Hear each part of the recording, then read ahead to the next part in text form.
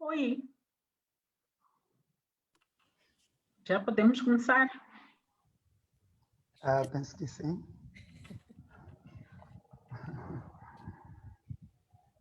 Podemos.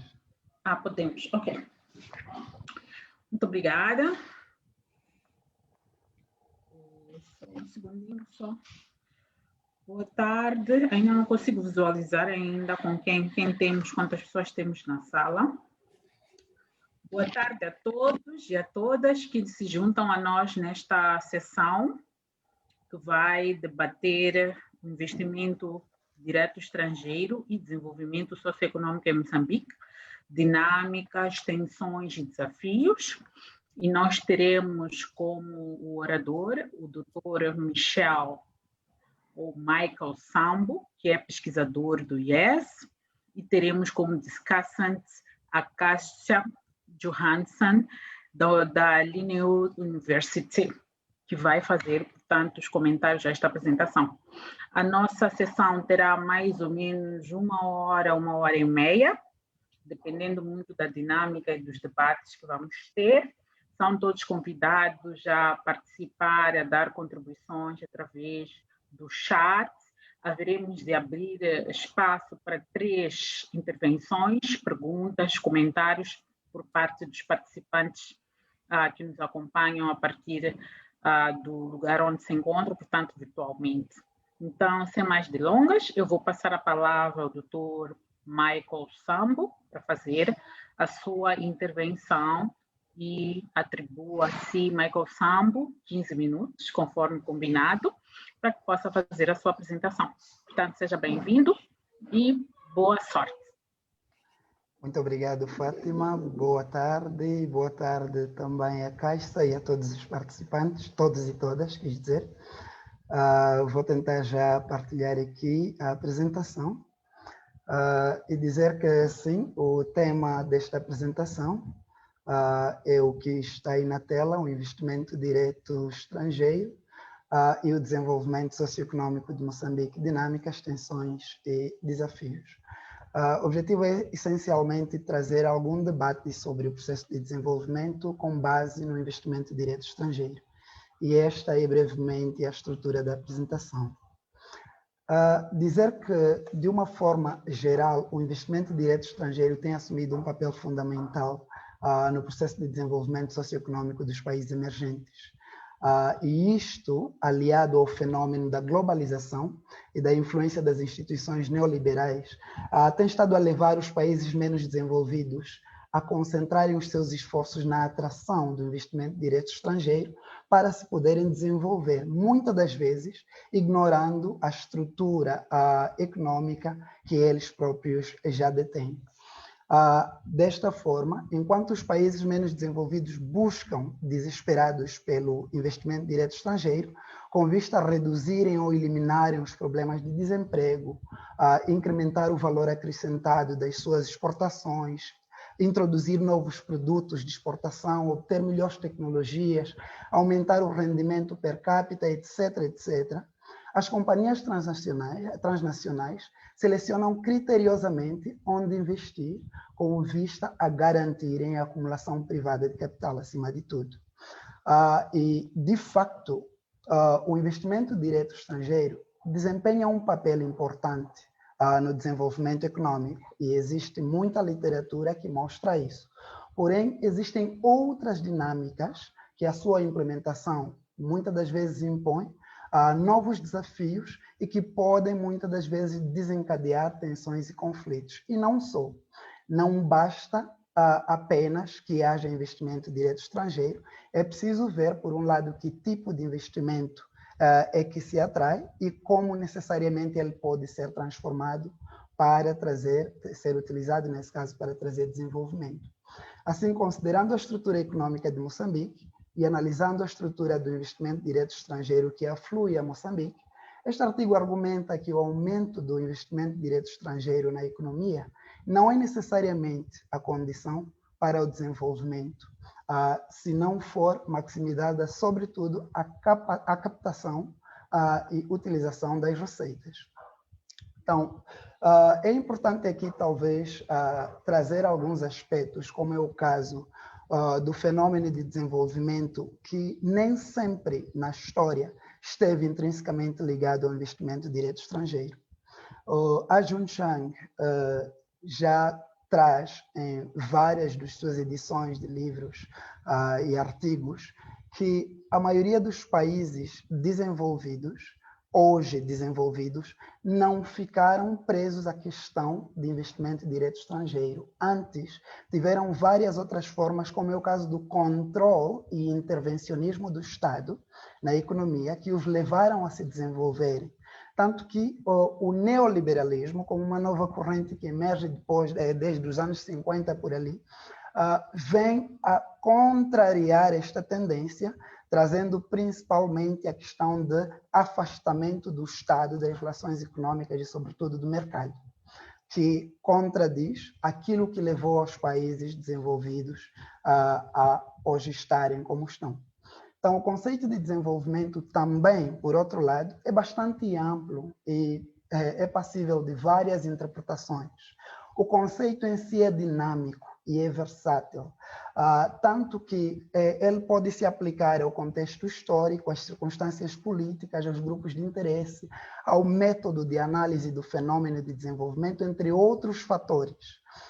E por causa desta diversidade, o filósofo Galli designou ou pelo menos identificou o desenvolvimento como um buzzword, no sentido de um conceito que é essencialmente contestado. No entanto, para não sermos muito alarmistas, dizer que há definições de desenvolvimento que trazem, que colhem algum consenso até nos dias de hoje, ou pelo menos acabam sendo o ideal de desenvolvimento, como a de Escobar, que diz que desenvolvimento é o processo de traçar caminhos para a réplica da maior parte, ou na maior parte da Ásia, África e América Latina, das condições que deviam caracterizar as nações economicamente mais avançadas do mundo. Isto é, industrialização, alto grau de urbanização, educação, mecanização agrícola e uma vasta adoção também dos valores e princípios, incluindo formas particulares de ordem, racionalidade e orientação individual.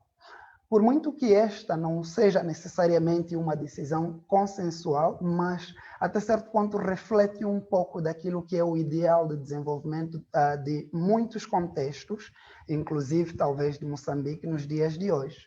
E é importante também notar que a evolução do pensamento sobre o desenvolvimento influenciou as relações econômicas internacionais, moldou políticas econômicas e afetou o respectivo processo de desenvolvimento com um impacto, talvez diria, adverso, visível até aos dias atuais. Importa aqui notar que, se repararmos da perspectiva histórica, nós partimos de um processo em que o principal ator de desenvolvimento era o Estado e houve transformações até ao ponto da atual posição que os neoliberais tendem a impor, sobretudo aos países menos desenvolvidos, de que o Estado deve se distanciar o máximo possível, sobretudo, das relações de mercado. Então, o que nós podemos ver é que o IDE, depois de vários outros processos que nós podemos observar, ele se torna como a única opção para tornar o desenvolvimento socioeconômico numa realidade factual nos países menos desenvolvidos. Embora não seja de facto, visto que o IDE que muitos dos países menos desenvolvidos conseguem atrair, é um IDE que pouco contribui para o desenvolvimento. Aqui nós estamos a falar principalmente do IDE extrativo, do IDE no setor de manufaturas, onde o IDE, por exemplo, nos países menos desenvolvidos, existem constrangimentos estruturais à atração do investimento direto estrangeiro produtivo, neste caso o setor de manufaturas, como é o caso da incapacidade técnica, da baixa produtividade do trabalho, a fraca capacidade tecnológica das firmas, empresas, o baixo nível de infraestruturas, o tamanho do mercado doméstico, a distância das instituições financeiras e a segurança legal, bem como a instabilidade política, muitas das vezes constrangem a afluência deste tipo de investimento que é o desejável. Por sua vez, aquilo que tende a condicionar o investimento produtivo, que é o poder de compra nacional, o diferencial do custo unitário do trabalho, nesse caso no local de investimento e dali da origem do investimento, a estabilidade política e econômica, o tamanho do mercado e potencial de crescimento da economia, que se afiguram importantes para os decisores, nesse caso nestas grandes firmas, poderem escolher um país por onde investir. Em muitos dos casos não se verificam nestas economias menos desenvolvidas. Mas se nós repararmos para o nosso programa quinquenal do governo de 2015 a 2019, é verdade que é o programa anterior, e possivelmente os anteriores a este também reflitam a mesma coisa, nós encontramos aqui uma certa relação ao desenvolvimento que pode se traduzir da seguinte forma, que a ação do governo pode se concentrar principalmente na manutenção de paz, estabilidade sociopolítica, econômica e cultural, e isto, por sua vez, vai garantir o Estado de Direito democrático e a unidade nacional, e, por conseguinte, vai permitir o influxo ou atração de investimento direto estrangeiro. Uma vez havendo investimento direto estrangeiro na economia, ele, num processo automático e até certo ponto autônomo, irá gerar o desenvolvimento. Até certo ponto pode-se perceber esta lógica a partir deste programa em particular.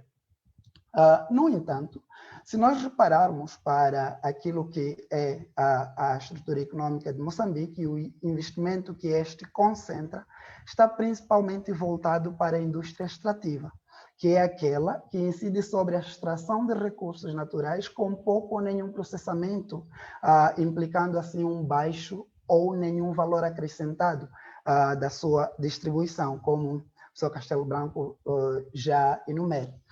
O crescimento do ID na indústria extrativa, aliado à fraca redistribuição dos proveitos, também tende a gerar um potencial de conflito no seio das populações diretamente afetadas e não só. Por sua vez, também é importante dizer que, com este artigo, a ideia não é rejeitar o papel do investimento direto estrangeiro como um fator importante para o desenvolvimento, mas alertar que não basta um influxo do investimento direto estrangeiro para que se gere o desenvolvimento. Acima de tudo, é importante notar que a lógica de desenvolvimento socioeconômico sustentável, equilibrado e inclusivo através da maximização do investimento na economia, que é aquilo que não somente o PQG 2015 traz, mas alguns atores também trazem esta perspectiva, só tem fundamento se este investimento direto estrangeiro incidir em indústria manufatureira, que permite a transferência de tecnologia, a produção de valor acrescentado, o incremento das vantagens comparativas, a diversificação da base produtiva e a geração de ligações a montante e a jusante. E este cenário não é o que caracteriza a economia moçambicana, que principalmente tem estado a atrair o investimento no setor extrativo. Então, assim sendo, algumas questões que interessa refletir e que eu estarei a tentar trazer em reflexão através da análise de dados são que tipo de investimento é que os atores ou os setores são feitos na economia de Moçambique, ou que investimentos e em que setores são feitos na economia de Moçambique, em que condições são feitos, como é que estes investimentos se traduzem em melhoria do bem-estar social da comunidade diretamente afetada e bem-estar geral. Sem aprofundar muito, mas tentando fazer esta discussão, dizer que, de forma mais geral, o que pude constatar, e depois vou mostrar graficamente, é que, em termos da caracterização do investimento direto estrangeiro, primeiro, o setor da indústria extrativa é o setor que mais investimento direto estrangeiro atraiu nas últimas 2 décadas. E se nós repararmos, por exemplo, nestas últimas 2 décadas, acumula cerca de 67% da indústria extrativa, em comparação com 33% de todos os outros setores. E o investimento direto estrangeiro da indústria extrativa superou o total dos outros setores da economia ao longo do período de 2009 a 2019. Tendo se mantido acima de 50% de todo o investimento que influi para Moçambique. O investimento direto estrangeiro em Moçambique também é predominantemente financiado através de créditos comerciais e até certo ponto isso já indica, contrariamente àquilo que é a ideia de filantropia destes processos de investimento, que eles vêm para desenvolver Moçambique, esta indicação talvez nos dá um hint de que estes investimentos são altamente lucrativos, daí a possibilidade de mobilizarem créditos comerciais que têm que fazer face para poderem investir em Moçambique. O padrão das fontes de financiamento também é importante notar aqui que difere entre os grandes projetos e as outras empresas. Por outro lado, o lucro raramente é reinvestido na economia moçambicana. Essas são constatações, e adicionar que, embora o investimento direto estrangeiro esteja concentrado na indústria extrativa, ele não se cinge apenas nos megaprojetos. Há várias outras empresas que também têm estado a superar em vários anos o investimento que é dedicado para os megaprojetos. E, por último, dizer que a extração dos recursos naturais através das empresas e projetos de investimento direto estrangeiro é evidente também através dos dados das exportações, que demonstram que praticamente a maior parte daquilo que são as exportações de Moçambique vem da indústria extrativa.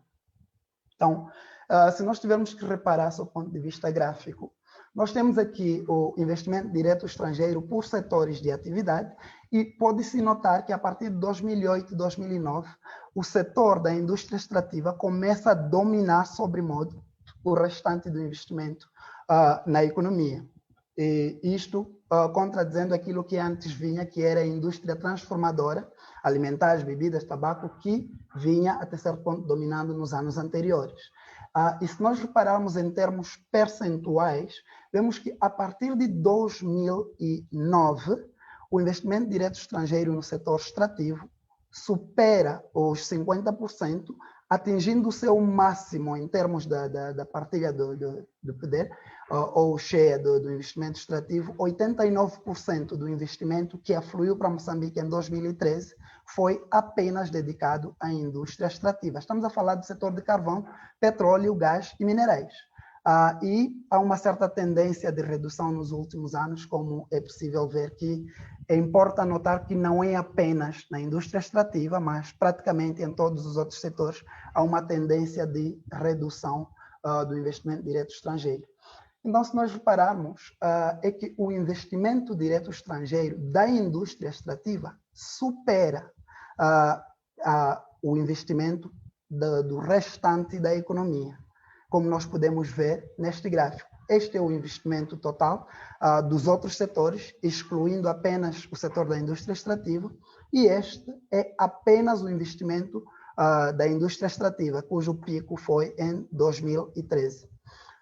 E nós podemos também ver que, além de ser extrativo, o investimento direto estrangeiro é financiado por créditos comerciais. Como nós podemos ver aqui, temos outro capital, suprimento e créditos comerciais que superam em grande medida aquilo que são as ações e participações. Por sua vez, os lucros reinvestidos são bastante ínfimos. E isso pode-se ver melhor aqui, onde mostramos também a diferença no padrão das fontes de financiamento e o lucro que praticamente não é investido. Como nós podemos ver nos grandes projetos, ao longo do período de 2009 a 2019, cerca de apenas 1% do lucro é que foi reinvestido na economia, enquanto nas outras empresas foi menos de 1% que foi reinvestido na economia, o que denota que este investimento é de caráter totalmente extrativo, não somente em termos do lucro que produz, mas também naquilo que na produção que é efetivamente gerada no país. Por outro lado, importa aqui notar que o investimento direto estrangeiro da indústria extrativa não se limita apenas aos megaprojetos, como parece se ter transformado num certo mito. Se nós repararmos para estes dados do Banco de Moçambique, nós podemos notar que os grandes projetos, sim, superam em grande medida, e aliás mais do que o dobro, as outras empresas, mas os outros anos, por exemplo, 2015, 2016, 2017 e 2019, as outras empresas superam o investimento, nesse caso, aos megaprojetos. O que é que isso pode nos trazer de interessante? Os dados do Banco de Moçambique não permitem destrinçar ao mínimo detalhe, mas já dá para presumir ou tirar algumas relações que, uma vez que o investimento direto estrangeiro no setor da indústria extrativa permaneceu elevado, a grande parte deste foi também para as outras empresas. Então, logo, é importante notar que existem outras empresas que não sejam os grandes projetos que estão necessariamente na indústria extrativa, ou fazendo diretamente a extração, ou ainda fazendo as ligações diretas com os megaprojetos e assim extraindo os dividendos que advêm desta indústria. Na sua implementação, grande parte deste investimento no setor extrativo também tem gerado algumas tensões e conflitos ou algumas clivagens, sobretudo nos setores ou nos locais da sua extração. Por exemplo, nós encontramos algumas tensões e conflitos entre as empresas e as populações afetadas, que existem vários exemplos, e eu menciono aqui, por exemplo, o investimento direto estrangeiro dos chineses em Munrua, que é mesmo na extração de areias pesadas, a Kenmar e alguns outros. Existem estes conflitos. Existem tensões também que se vão gerando entre as populações e as autoridades governamentais locais, principalmente porque quando estas populações tentam reivindicar a sua parte ou alguma parte do investimento ou a parte que devia gerar algum desenvolvimento e elas não vêm, as autoridades governamentais, em muitos dos casos que foram aqui denotados, agem com violência contra estas populações, em vez de necessariamente tentar mediar os conflitos, gerando tensões adicionais entre a população e os governantes, ou pelo menos as autoridades nestes locais. Existem ainda algumas clivagens entre as empresas e as autoridades governamentais locais, que estão principalmente na questão de desvio de recursos, que, por muito que não seja diretamente com as autoridades governamentais, o que acontece é que algumas entidades no governo e noutras, nesse caso no governo, acabam necessariamente influenciando ou, digamos, acabam tentando entrar para este processo das empresas, influenciando o processo de produção das empresas ou desviando alguns dos recursos da empresa para fins, sejam próprios destas entidades ou ainda também para algumas atividades mais de caráter local. Recursos esses que poderiam ter sido usados talvez para o desenvolvimento local ou para a coleta dos impostos. As falhas de coordenação também entre os governos locais e central, uma vez que as decisões muitas das vezes são tomadas ao nível central e, em alguns casos, não há uma coordenação efetiva com as bases. É o caso mesmo da IO Mozambique Mining, cuja sua instalação levanta várias polêmicas porque era não do conhecimento das autoridades locais. Então, esses são apenas alguns exemplos que vou aqui mencionar para poder concluir e dizer que, considerando as condições estruturais da economia de Moçambique, que pouco diferem da maioria dos países menos desenvolvidos, a tendência de adotar ou da adoção de políticas neoliberais e a continuação ou contínua atração de investimento direto estrangeiro de natureza extrativa e concentrado no setor da indústria extrativa, pode-se depreender que o argumento segundo o qual o aumento do investimento direto estrangeiro na economia é condição necessária para o desenvolvimento socioeconômico acaba sendo falacioso para o caso de Moçambique. Então, é importante, com isto, chegarmos à conclusão, ou eu chego à conclusão, de que pelo tipo de investimento que a economia moçambicana tem estado a atrair, conjugado com as condições estruturais do país e as dinâmicas socioeconômicas e políticas que se geram em torno deste tipo de investimento, que é o investimento extrativo, o seu aumento na economia não gera maior nível de desenvolvimento socioeconômico. Porém, o desenvolvimento pode ainda ser alcançado no contexto moçambicano, facto que constitui um desafio.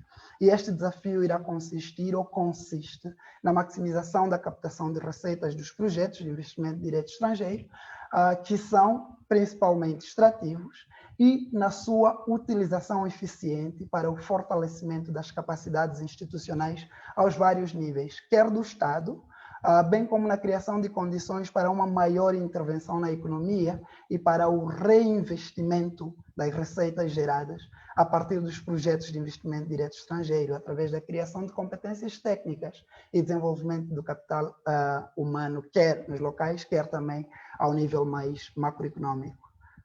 Eu vou terminar aqui. Muito obrigado. Espero ter cumprido com o tempo. Obrigado. Muito obrigado, Michael Sambo, pela sua intervenção e por ter sido também diligente em termos de gestão do tempo. Eu não vou fazer o resumo da intervenção que eu fiz, porque eu penso que a Caixa vai poder fazer esta discussão e vai resumir-nos também um pouco, tendo em conta que o seu entendimento sobre o debate que nos propõe. Então, eu passo a palavra a Johansson para fazer a sua intervenção e também atribuo assim 15 minutos para poder debater um pouco e nos conduzir neste debate. Muito obrigada. Tem a palavra, Caixa. Muito obrigada, Fátima. Muito obrigada, Michael. Também preparei um PowerPoint aqui, então vou partilhar convosco aqui.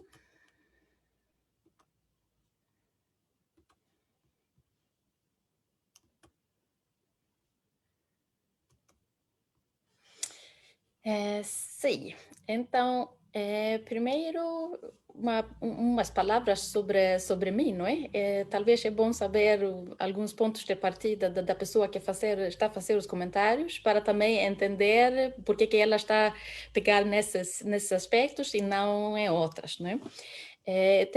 Eu sou sueca e sou doutoranda numa universidade sueca chamada Linnaeus University.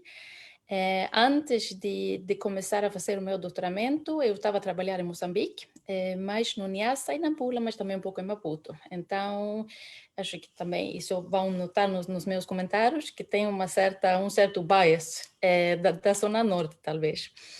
Então, neste momento, eu sou doutoranda em Sociologia e tenho um interesse na Sociologia Histórica. Isso acho que também vão notar.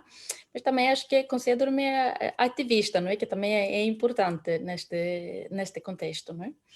E nos comentários que levanto nessa apresentação, vou me focalizar mais nas questões maiores, não é? De conteúdo, de argumento, de estrutura. E acho que aqueles comentários que têm mais a ver com detalhes ou pormenores, acho que posso enviar por e-mail para o Michael, não é o mais interessante para o debate, não é?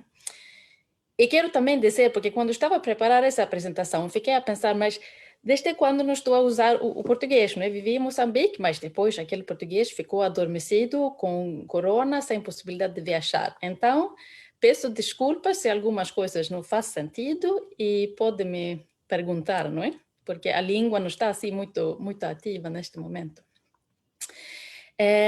Então, em primeiro lugar, muito obrigada pela oportunidade, não é? de ler o texto e também de dar os meus comentários. Acho o texto bastante interessante e junta várias perspectivas e discussões que acho que essa junção é o que é muito relevante em Moçambique hoje, e não só em Moçambique.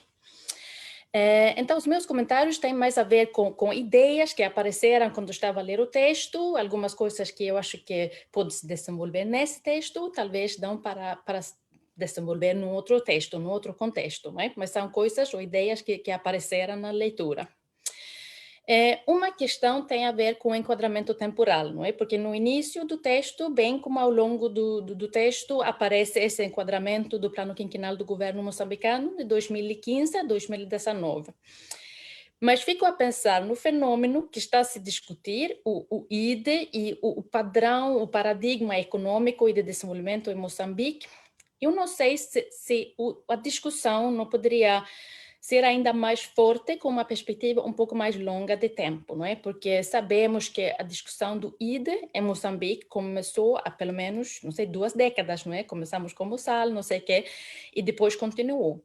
Mas se olharmos o desenvolvimento político e econômico de Moçambique, não sei se poderia ser relevante levar a discussão para ainda mais na história, não é? Talvez até a independência, né? Porque se estamos a ver IDE, não estávamos a falar com esses conceitos, mas há muitas semelhanças ao longo da história. Isso também tem a ver com o contexto, a presença do contexto moçambicano no enquadramento teórico. Ou podemos dizer, talvez, a localização do quadro teórico. Porque, como o Michael apresentou aqui, tem uma discussão muito interessante da perspectiva geral, por exemplo, do conceito de desenvolvimento, daquilo que diferentes acadêmicos têm discutido, mas eu sinto uma falta de Moçambique naquela discussão, não é? E acho que poderia se fortalecer com alguns raízes moçambicanos, e acho que no contexto de Moçambique há uma riqueza de diferentes entendimentos sobre o conceito de desenvolvimento. Podemos, e são muito bem documentados, né? Naqueles documentos maiores de cada fase de desenvolvimento, podemos dizer, não é? Temos o PPI, logo depois da independência, o PRES, PARP e o plano quinquenal. Então, e há muitas, claro, vocês sabem provavelmente muito melhor que eu, mas há muitas diferenças entre os documentos, mas também algumas semelhanças. E acho que essas semelhanças são importantes para colocar o paradigma, este desenvolvimento do IDE que estamos a discutir numa perspectiva, num contexto um pouco mais amplo, não é? Porque se estamos a ver esses planos e programas diferentes de Moçambique, por exemplo, este amor pela grande escala que estamos a ver no IDE, não é? Isso encontramos em muitos desses planos. O plano prospectivo indicativo também era agricultura de grande escala, não é? Não estava a ver, em primeiro lugar, o pequeno produtor. Então, está a se priorizar a grande escala, negligenciando a base produtiva local, e são políticas top-down.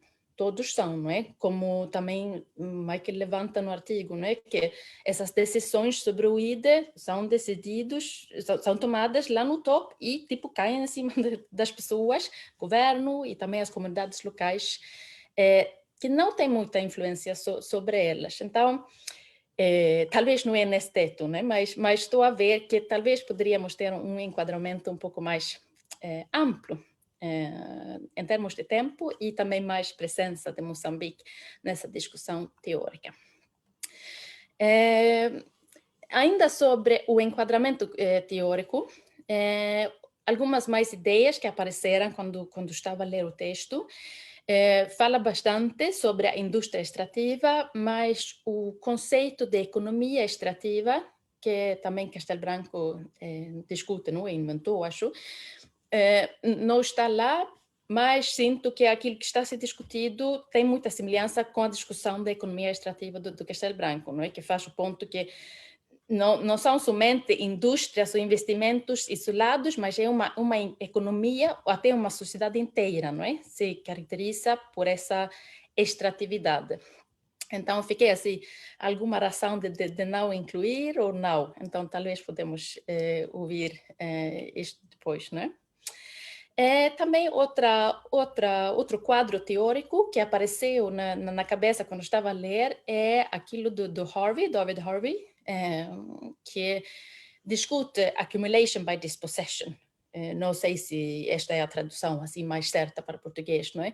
Mas acho que isso também, que as comunidades onde os investimentos são feitos são realmente desapropriados dos seus recursos. Tudo é desapropriado do nível local. Então, não sei, pode ser que há alguma coisa valiosa que se pode buscar naquele quadro teórico. O terceiro ponto, em termos de conceitos teóricos, tem a ver com Karl Polanyi, o modelo, a teoria do Karl Polanyi. É bastante antiga. O modelo, ele inventou o modelo e a teoria quando estava a estudar Inglaterra, a industrialização na Inglaterra. Então, é um contexto muito distante de Moçambique em tempo e geografia. Mas eu não sei, eu acho que talvez tenha algo lá, porque também, como o Michael estava a falar, e também que está no texto, não é? Está a se discutir também essa questão do estado de bem-estar e o facto que Moçambique, em princípio, está proibido de desenvolver isso, né, pelas instituições neoliberais.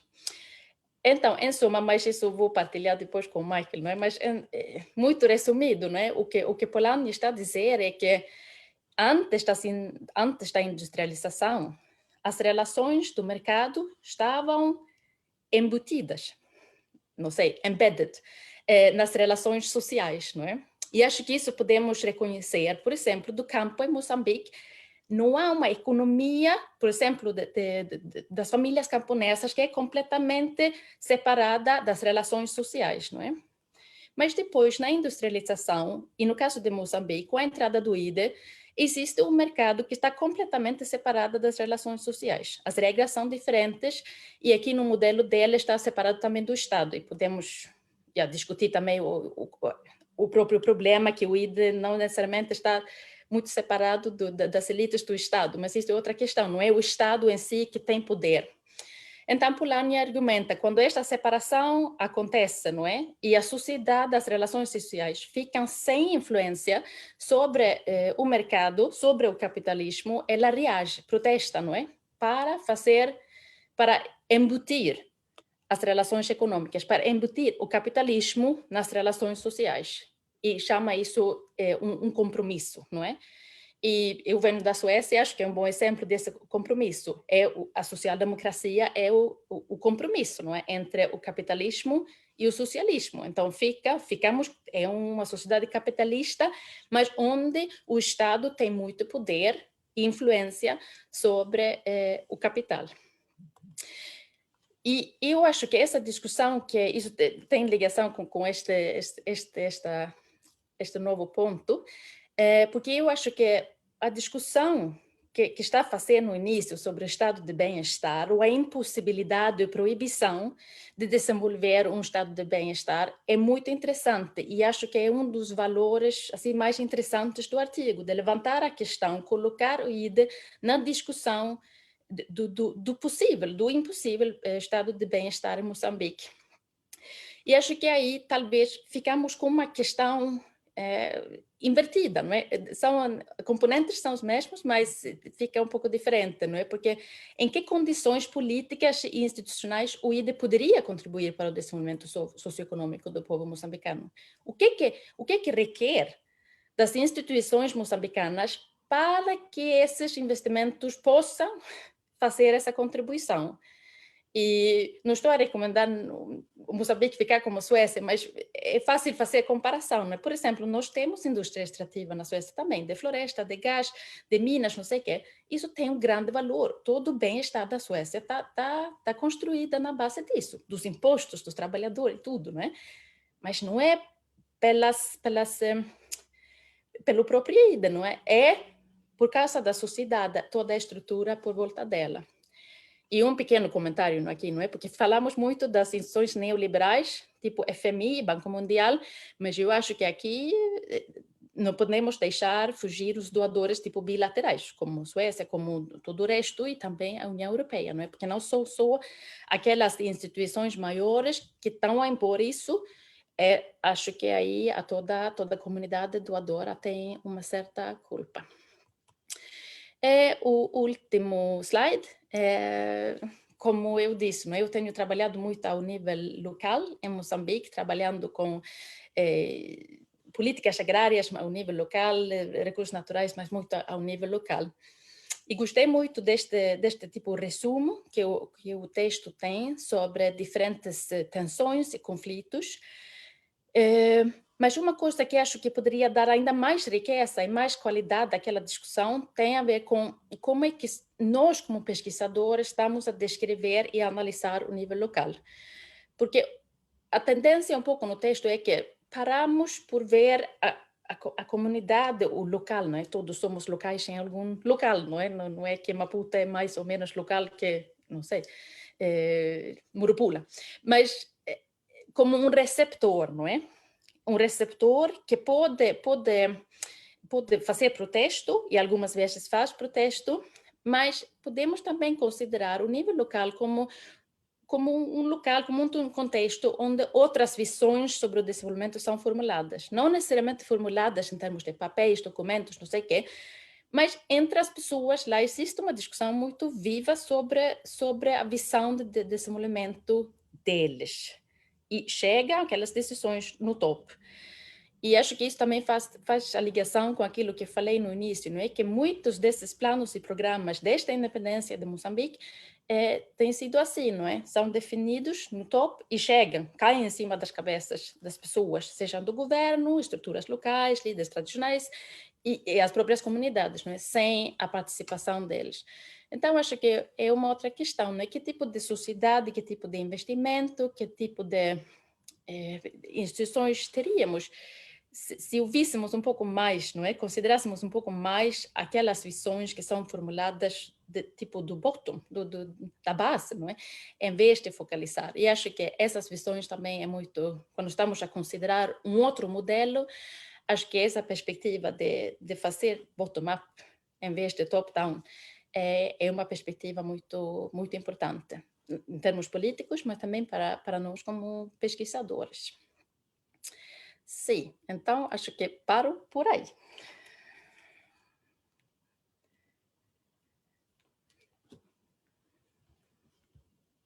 Muito obrigada, Kásia. Bom, já foram feitas aqui as intervenções, que penso que o primeiro orador, portanto, o orador principal, levanta uma questão central de que o entendimento de que o ID pode conduzir ao desenvolvimento não é tão líquido, que o influxo do investimento direto estrangeiro não é suficiente para gerar o desenvolvimento econômico, e diz ainda que não existem, portanto, a diversificação da economia, não existem ligações a montante e a jusante, ou seja, o investimento direto estrangeiro é mais focado no extrativismo e não gera essas ligações, que seriam essas que conduziriam, digamos assim, ao desenvolvimento econômico. E ainda levanta uma questão sobre o financiamento desse mesmo investimento direto estrangeiro, que é um investimento comercial, o que significa que os proveitos desses projetos, desses investimentos, de certa forma, têm de ser alocados também para fazer o pagamento da dívida, o que acaba, de certa forma, corroendo os benefícios. Muitas vezes nem sabemos quais são os termos contratuais desses créditos e acabamos achando que o volume de investimento que vai ser alocado é suficiente para justificar que esse investimento possa ser implementado, mas não olhamos para essas componentes dos custos, porque o crédito em si já é um custo e nas nossas estruturas, muitas vezes, contratuais, nós consideramos esse tipo de custos como custos a recuperar, então isso vai reduzindo cada vez mais a capacidade do Estado fazer alocar ou ganhar alguns recursos. Vemos um crescimento exponencial do investimento no setor extrativo a tornar-se cada vez mais dominante, apesar da característica que ela tem de não gerar essas ligações a montante e a jusante e também não criar esta diversificação da economia. Por outro lado, fala-se aqui da questão de que há um problema que limita o Estado de maximizar o capital, portanto, as receitas que poderiam ser investidas para o desenvolvimento socioeconômico. Eu penso que aqui há espaço para um debate muito mais profundo, porque muitas vezes o que se nos vende é a ideia de que vamos ter milionárias receitas e, por causa disso, nós acabamos aceitando esses mesmos projetos. Entretanto, fica claro que não é bem assim. E acho que seria interessante também percebermos por que não é bem assim. Quais são os elementos que criam essa erosão da capacidade do Estado de arrecadar mais receitas? São os excessivos benefícios fiscais? São esses custos que as empresas já vêm com eles e os outros custos que eles encontram no país porque sequer há condições para fazer um investimento de forma, digamos, adequada. Por outro lado, a Caixa levanta questões que eu acho que são muito importantes e eu aqui retive uma questão central que acho que pode orientar também um pouco ou ajudar-nos nesta reflexão do debate, que é sobre que tipo de condições ou em que condições é que o investimento direto estrangeiro pode gerar desenvolvimento econômico num país como Moçambique? Eu acho que esta é uma pergunta central, porque podemos estar a achar que o problema é só o investimento direto estrangeiro e o tipo de investimento direto estrangeiro, quando se calhar há outros elementos que nós não estamos a colocar na equação que podem estar a condicionar a eficácia, se posso assim dizer, ou a eficiência desse mesmo investimento. finalmente falam da questão das tensões, porque esta coisa de expectativas exacerbadas criam tensões no final do dia. Mas eu gostava de mencionar aqui um outro elemento que eu julgo ser importante, se nós formos olhar para as questões das assimetrias que há no nosso país, sobretudo nas zonas de exploração, quando se faz a seleção das comunidades que são afetadas pelos recursos e que deverão beneficiar, digamos assim, de compensações, muitas vezes se esquecem as comunidades hospedeiras. Então, a ideia de que nós vamos hospedar pessoas, já ouvimos várias vezes em consultas públicas, membros de comunidades hospedeiras a dizerem nós vamos receber visitantes que tomaram banho, estão perfumados, quando nós estamos sujos e a cheirar mal. A ideia dessa metáfora é um pouco no sentido de dizer nós vamos receber pessoas que vão receber casas boas, tem um hospital por perto, e ainda tem um dinheirinho, vão poder comer, sustentar-se durante algum tempo, quando nós continuamos a viver nas nossas cabanas, só vamos aproveitar um pouco da estrada, né? Porque ela passa por nós, mas do ponto de vista real nós não temos benefício. Então, esta ideia de que para poder viver bem num país como Moçambique precisa de ser abrangido negativamente ou afetado negativamente por um projeto milionário pode gerar também outro tipo de conflitos que não são esses descritos entre comunidades de empresas, comunidade de Estado, empresas de Estado, mas entre comunidade e comunidade, por causa desta ideia de que vocês estão a ter melhores benefícios do que nós.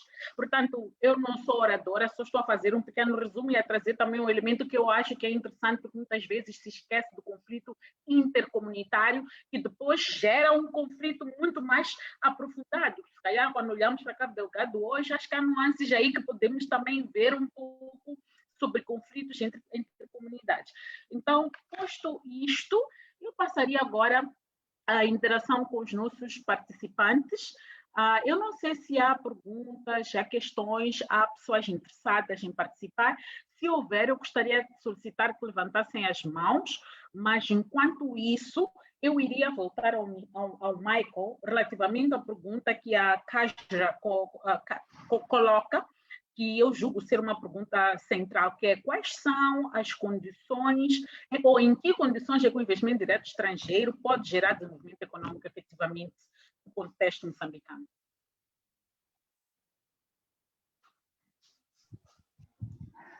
Muito obrigado, Fátima, e obrigado também, Caixa, pelos riquíssimos comentários. Penso que foram muitos e alguns deles dará mesmo para perseguir numa próxima ou num próximo artigo. Achei muito interessante cada um dos comentários e Fátima também por este resumo todo. A pergunta que coloca, eu acho que é muito interessante. Se nós falamos apenas do investimento direto estrangeiro, é um pouco mais amplo. Se nós estamos a falar do investimento direto estrangeiro no setor extrativo, que foi o exemplo que a Caixa deu, aí também podemos reparar de uma forma diferente. Que tipo de condições é que o país tem para poder absorver estes investimentos? Essa é a primeira coisa que nós devemos procurar reparar. Se nós repararmos para um país como a Suécia, a capacidade das várias empresas para poderem servir a estes investimentos extrativos está lá criada. Nos dados que eu apresentei, dá uma certa indicação de que há empresas estrangeiras vindo para servir a outras empresas estrangeiras, devido à falta de capacidade interna, que é um problema estrutural. Não havendo capacidade interna para se poder ligar com estes megaprojetos e tirar mais benefícios, empregar mais nacionais e não só, mas retirar lucros que serão reinvestidos internamente, aí nós já estamos mais enfraquecidos. Por outro lado, em muitos casos, estas empresas acabam tendo que recorrer a técnicos externos, por falta de capacidade interna, digamos, capacidade das próprias pessoas, qualificações técnico-profissionais, para poderem trabalhar nestes projetos, para poderem se apropriar até deste tipo de indústrias. Não há apropriação, portanto. Como se não bastasse, existem ainda outras deficiências que são de caráter estrutural, como é o caso da simples determinação da matéria coletável. Isto é algo que foi muito bem identificado enquanto fazia o trabalho, quer para o caso de Topuito, com a Kenmar, quer também para a Mozambique Mining. Os técnicos que vão para lá supervisionar não têm equipamento técnico e, às vezes, também há uma certa limitação de capacidades para determinar efetivamente o que é que está a ser extraído. E, a partir daí, poder determinar a matéria coletável sem necessariamente haverem perdas. Há um dos artigos que fiz há anos atrás, e ali denotava também que, se repararmos em termos de aquilo que são as exportações de Moçambique para a China e as importações que a China faz de Moçambique, há uma disparidade total. E a questão é, por que dessa disparidade se este produto saiu de Moçambique e entrou em China? Obviamente, pode estar nesta capacidade ou não de determinação das quantidades da matéria coletável, etc., que aí acaba se perdendo receitas. Porque eu estou a falar sob o ponto de vista direto das empresas poderem tirar benefícios destes projetos. Estou a falar sobre o ponto de vista das pessoas, quer as comunidades diretamente afetadas, locais, ou ainda as comunidades numa perspectiva um pouco mais ampla, ao nível provincial ou nacional. É verdade que existem recursos sendo mobilizados de um lado para o outro, mas fora disso, ainda há técnicos que têm que ser trazidos de fora para poderem trabalhar nestes projetos. Então, a questão da apropriação fica difícil. E há outro nível, que é de captação de receitas. A relativa incapacidade técnica de se poder determinar a matéria coletável e, a partir daí, poder-se coletar o que deve ser, depois gerir para o benefício do país como um todo. Eu não quero mencionar ainda outros fenômenos que podiam ser elevados aqui, mas estes são principais, são basilares e, em algum momento, estamos em falha. Então, em comparação com outros países, como é o caso da Suécia, essas capacidades estão lá criadas. Por isso é que é mais uma questão estrutural do que simplesmente, digamos, algum aspecto que seja facilmente de se poder lidar com. No entanto, podendo-se maximizar as receitas e evitando-se, sobretudo, estes incentivos fiscais, é possível começar a criar competências. É possível que o próprio Estado comece a investir nas respectivas instituições aos vários níveis que irão lidar com estes projetos. Também criar competências para as pessoas, as comunidades, serem capazes não somente de trabalhar nestes megaprojetos, mas também aqueles que não podem ser absorvidos, porque não é possível um projeto de investimento absorver toda a mão de obra num certo local. Mas que outras alternativas estas pessoas podem desenvolver para continuarem a ter a sua fonte de sustento, para poderem estar menos propensas, digamos, aos problemas climatéricos ou à falta mesmo de recursos de sobrevivência, simplesmente porque veio um projeto e está a degradar o ambiente, etc, etc. Então, eu diria mais ou menos nesses termos, como um pontapé de saída. Obrigado. Ok, muito obrigada. Antes de devolver a palavra à Castro, acho uma pergunta meio de insistência.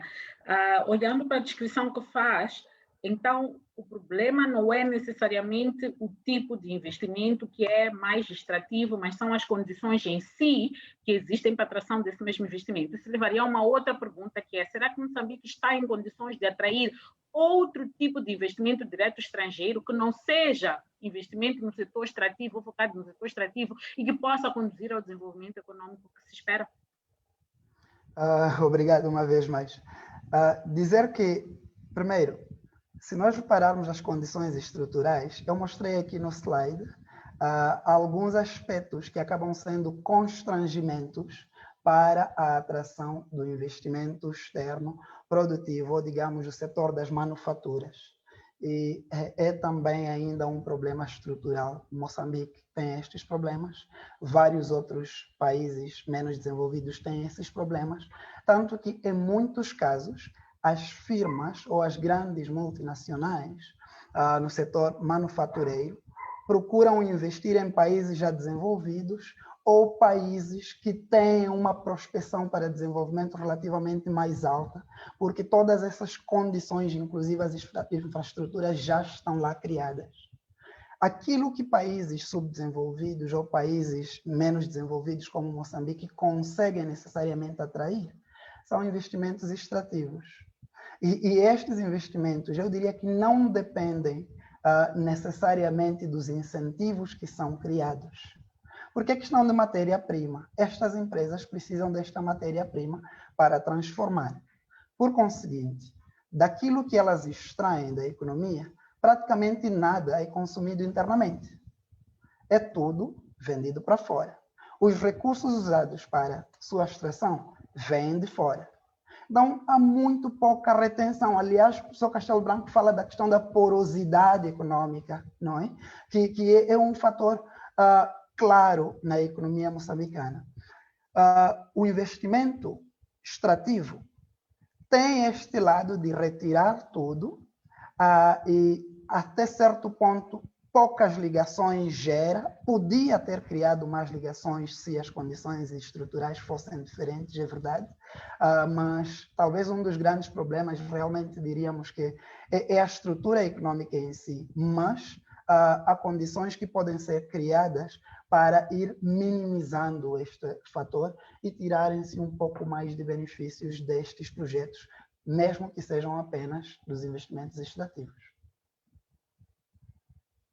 Cássio, algum comentário sobre os pontos que levanta aqui o Michael, sobretudo em relação a esta questão da estrutura econômica para se tornar mais atrativa para um investimento direto estrangeiro mais produtivo, que não seja só extrair sem ligar, sem deixar nada? Não, mas acho que o Michael está a dizer muito bem, não é? Que aquelas empresas que vêm porque precisam daquele produto que Moçambique tem, não é? Então, acho que aqui há muita oportunidade para Moçambique fazer uma outra negociação, não é? Porque Moçambique tem algo que as empresas querem carvão, querem gás, não sei o quê. Então, eu acho que deixaram essas empresas com condições muito boas para as empresas e condições sem negociar bem para a população moçambicana, não é? Isso estamos a ver, como o Michael levanta esses exemplos, não é? As condições de trabalho, condições salariais, condições em termos de todos esses conflitos, é porque não se negociou bem por parte da população moçambicana no local, mas também a população em geral, não é? E eu acho que aqui há oportunidades, não é? Porque Moçambique tem bons recursos, não é? Então, acho que há oportunidade para uma negociação mais forte, não é? Sem necessariamente perder. E acho que essa negociação também tem a ver com a demanda, a tipo de exigir um processamento em Moçambique, não é? Como se fala de madeira, mas que depois não acontece, não é? Mas acho que isso é uma condição. Se estamos a ver a porosidade da economia, uma forma de diminuir isto um pouco é haver um processamento e mais ligação com a economia local, porque, em princípio, esses investimentos não têm nada a ver com a economia que acontece dia a dia, assim, na localidade onde aqueles investimentos são inseridos. Então, acho que aí, por exemplo, havia no setor de estradas, tinha isso no contrato, não é? Que uma percentagem da mão de obra tinha que ser recrutado localmente, não sei se havia essas condições, não é? Poderia-se ver quais são essas condições. É claro que não vai mudar toda a estrutura da economia, mas vai diminuir pelo menos um pouco a porosidade dos investimentos, né? Quais são as condições que realmente são são razoáveis e são muito que poderia ter um efeito grande na economia local, não é? No desenvolvimento da economia local. Muito obrigada. Uma pergunta ainda para si, Caixa. A pergunta é quais são as oportunidades, efetivamente, ou possibilidades de se conseguir, ou de um país como Moçambique efetivamente conseguir negociar para que haja processamento das matérias-primas no seu próprio país. Há um grande escândalo, se eu poderia assim dizer, em que Moçambique concessionou a exploração de grandes reservas de grafite com elevado nível de grafeno, considerado dos grafites com melhor qualidade ao nível mundial, e que vão ser extraídos e exportados para a China, onde vão ser produzidas, vão ser processados em produtos finais que vão depois ser vendidos para a Austrália, para os Estados Unidos, etc. Entretanto, a África tem necessidade dos produtos que vão ser gerados desse grafite. Se calhar, se uma indústria fosse colocada em Moçambique, poderia beneficiar muito mais Moçambique, a região, e depois exportar até para o resto do mundo. Mas a pergunta que se coloca e não é um problema só moçambicano, mas é um problema da maior parte dos países africanos, qual é a possibilidade e a capacidade que eles têm de negociar com os investidores a colocação de indústrias no seu país, no lugar de termos uma lógica de investimento de extração, mas termos uma lógica de extração, processamento e exportação. Há essa possibilidade, sobretudo num contexto em que nós vemos a União Europeia a rever a sua iniciativa dos raw materials, das matérias-primas brutas, em que a Europa está interessada em continuar a alimentar a sua própria indústria e precisa de matéria-prima bruta para alimentar a sua indústria, de modo a continuar a gerar os níveis de emprego que ela precisa para manter a sua estabilidade econômica e social, de certa forma. Então, como é que a gente balança isso do ponto de vista de interesses dos países que têm dinheiro para investir, não é? E do ponto de vista de interesses dos países que têm recursos que quem tem dinheiro quer lá colocar. Como é que se, olhando um pouco para a experiência da Suécia e dos países desenvolvidos, porque acho que esta é uma discussão também que tem que ser feita ao nível do norte, não só ao nível do sul, não é? Não é só um problema de governação de Moçambique, mas é também um problema de política, digamos, global. Como é que vê isto, achas? Sim, isso não sou especialista disso, né? Mas vejo alguns pontos sobre isso, né? Por um lado, como estás a falar, isso não é uma pergunta só para Moçambique, o país que chamamos menos desenvolvidos, né? O capital é global, então também acho que as forças para haver um outro tipo de investimento, eles têm também de ser globais, não é? Então, eu acho que é muito difícil para Moçambique, a sociedade civil moçambicana, a academia moçambicana, de fazer essa luta sozinha, não é? Acho que aí temos que juntar as forças. E, por exemplo, esta manhã eu estava num debate político aqui na Suécia, onde nós estávamos a tentar fazer pressão sobre o partido no poder, o Partido Social Democrata, para ele fazer mais na área de fuga de impostos, não é? Dos investimentos suecos e europeus feitos em países menos desenvolvidos, não é? Então, eu acho que não é nada que, como disse, não é que só poderíamos resolver ou fazer em Moçambique, mas eu acho que essa também, e isso sei que há um movimento forte sobre isso em Moçambique, não é? De exigir mais transparência nos contratos, não sei o quê. Aquilo que nós estamos a dar e aquilo que nós estamos a receber, não é? Sem essa transparência, sem saber o que realmente está no contrato, não vamos poder mudar isso, não é? Mas acho que aí a sociedade civil e a academia têm um papel muito importante para saber, não é? Porque se nós estamos a ver, e acho que Moçambique tem pelo menos 10, se não 20 anos, de exemplos que isso realmente nos está a dar redução de pobreza, está a criar até mais pobreza, mais desigualdade. Então, temos muitos fatos a colocar na mesa, não é? A perguntar, não é? Por que vamos realmente abrir as nossas terras, não é? Para mais um investimento, se realmente não há uma clareza daquilo que isso vai contribuir, não é? E acho que dentro também dos corredores de poder, não há essa consciência, não é? Que realmente não há ninguém que vai dizer que o desenvolvimento está a andar muito, se olharmos, por exemplo, níveis de pobreza, desigualdade em Moçambique. Então, acho que há muitas razões, mas eu acho que também fazer ligação, como estava mencionando, não é? A União Europeia está a dar com uma mão e está a tirar com a outra, não é? E acho que isso também, é claro que Moçambique está numa posição bastante vulnerável, ainda pior com o Covid, assim, há muitos problemas, não é? Mas eu acho que também é preciso de fazer um pouco de pressão sobre os doadores, não é? Porque não é dar com uma mão, isso também é uma discussão onde nós tem que haver uma coordenação entre os países doadores e a sua sociedade civil, a sua academia, com pessoas e instituições de Moçambique que estão a lutar por isso, não é? Acho que aí a luta é comum, não é? É nossa conjunta, não é? Estás no mute, Fátima. Muito obrigada. Michael, algum comentário à volta disto? Sim, eu penso que é interessante também esta pergunta, não é? Quando colocas a questão de qual é a possibilidade ou que capacidade Moçambique tem de negociar o processamento interno. É verdade que não é tão fácil, porque, por um lado, os vários países vêm exatamente para buscar essa matéria, porque querem continuar a alimentar as suas indústrias locais. Esse é o ponto. Eles não estão somente, porque aqui o contraste é, existe a ideia de que estes investimentos vêm para desenvolver Moçambique. E o processo é relativamente autônomo. E há um dos atores que eu cito aqui, que é o Ságio, que também, aliás, é Chakrabarti, que também traz essa perspectiva de que estes investimentos, sobretudo vem na perspectiva de China, Índia, que Moçambique e alguns outros países têm a preferência pelos seus investimentos, vêm para desenvolver Moçambique. Infelizmente, isso não é verdade, porque se nós repararmos para os dados que nós estivemos aqui a mostrar, não existe essa intenção meramente filantrópica de ajudar.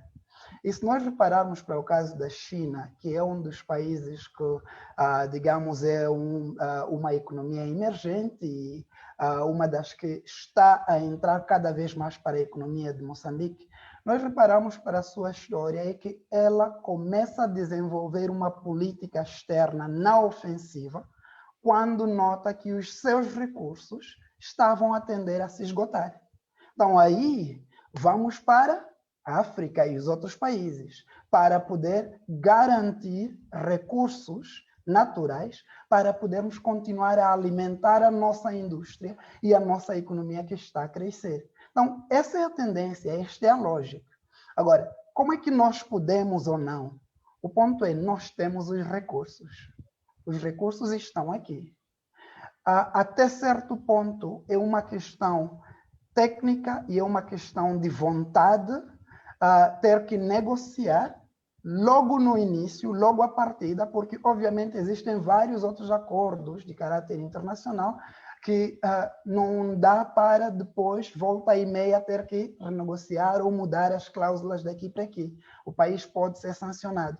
Mas, logo de princípio, é preciso que hajam técnicos competentes para avaliarem a fundo cada projeto de investimento e negociarem os respectivos termos de contrato para que possamos tirar algum benefício. Porque recursos estão aqui. E estas instituições, estes outros países precisam destes recursos. Obviamente, eles também têm a possibilidade de escolha entre ir para Moçambique ou ir para um outro país que também tenha os recursos. Se Moçambique vai oferecer estes recursos, obviamente é melhor para eles virem retirar de Moçambique. Mas a pergunta é, que benefício é que nós temos? Esse é o ponto. Então, talvez é importante para nós, sim, como país, como Estado, ter que pensar que não vale a pena somente ter um investimento enquanto ele não se pode traduzir em desenvolvimento ou não pode contribuir diretamente para desenvolvimento, para a mudança da qualidade de vida das pessoas, entre outros. Obrigado. Muito bem. Acho que levantou aqui questões bastante importantes de que temos os recursos, de certa forma tocou a questão da competitividade, que eu acho que é um problema central, porque muitas vezes o discurso político circula à volta de temos a Tanzânia, que é nosso concorrente, que também tem reservas de gás, depois agora a África do Sul também já tem gás, então começam aí estes discursos de que nós temos que correr, temos que acelerar, temos que oferecer. Talvez aqui também cabe uma reflexão de até que ponto é que a África pode também harmonizar se do ponto de vista de políticas para atração de investimento, de modo a que o investidor não vá lá porque ele oferece menos impostos ou dá mais waivers, ou se vai lá porque ele tem qualidade de recurso ou o recurso que ele procura. Então, penso que aqui também há espaço para uma reflexão, digamos que regional, sobre a nossa própria estratégia, considerando que os países africanos, na generalidade, estão a enfrentar uma crise do ponto de vista de capacidade de mobilização de recursos, seja ao nível doméstico, seja ao nível internacional. Vejo aqui agora, finalmente chegaram algumas perguntas, já estou a ficar mais aliviada. A primeira pergunta que nos chega é do Facebook e que é colocada... Peço um minuto, porque eu perdi-me aqui no cursor. Temos uma pergunta que é colocada... Meu Deus, estou mesmo perdida. Aqui diz que a pergunta é do senhor Xixava, que pergunta se o problema é do ID ou é o tipo de ID ou a falta de clareza e direção estratégica para o ID em Moçambique. É mau a China procurar recursos naturais em Moçambique? Esta é uma pergunta. A segunda pergunta, penso que é a única, não é? Que nos chegou até agora. Penso que podemos avançar para comentar sobre estas perguntas que foram feitas agora. Não sei, Michael, depois a Caixa podem comentar, por favor. Obrigado uma vez mais e obrigado, Sérgio, pela questão, que é bastante interessante.